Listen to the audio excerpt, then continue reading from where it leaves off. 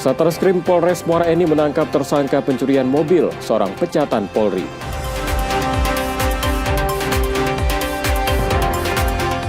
Direktorat Reserse Narkoba Polda Sumsel dan Polres Empat Lawang mengungkap peredaran ganja berskala besar yang menemukan ladang ganja seluas 20 hektar di Empat Lawang.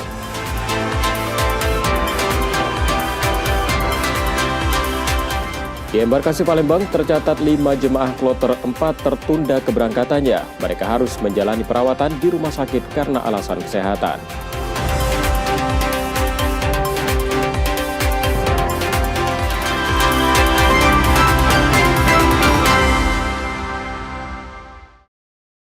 Selamat pagi saudara, apa kabar Anda hari ini? Seperti biasa kami akan membuka hari Anda dengan sejumlah laporan menarik dari Sumatera Selatan dan daerah lain di Sumatera bagian selatan. Selain berita utama tadi, masih ada informasi menarik lainnya akan kami sampaikan. Bersama saya Robiansyah, Anda menyaksikan Kompas Pagi di Kompas TV, independen, terpercaya.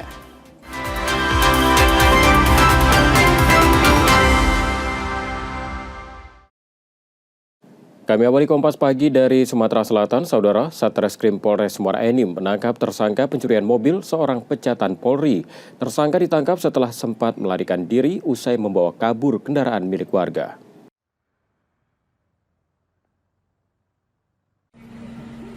Polisi melakukan evakuasi pada minibus yang masuk dalam sungai di Desa Muara Gula Baru, Muara Enim. Minibus sempat dilarikan HAY setelah sebelumnya menjual minibus tersebut pada korban. HAY belakangan diketahui merupakan pecatan Polri tahun 2024 lalu. Satreskrim Polres Muara Enim awalnya mendapat laporan tentang pencurian mobil dan melakukan pengejaran hingga tersangka masuk ke dalam sungai. Cara tersangka melakukan pencurian dengan menjual minibus pada korban di Lampung dengan sistem COD.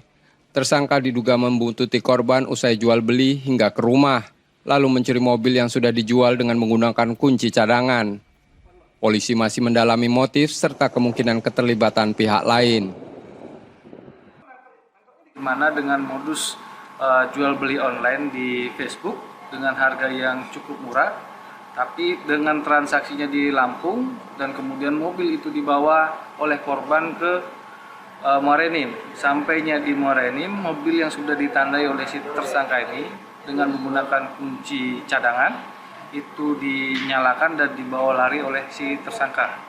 Dan dalam hal ini si korban karena curiga kemudian memanggil bantuan kepolisian dan terjadilah kejar-kejaran terhadap tersangka ini, dan akhirnya dalam keadaan panik si tersangka ini karena tersangka ini bukan orang asli Sumatera Selatan, tidak tahu jalan dan akhirnya terceburlah di sungai.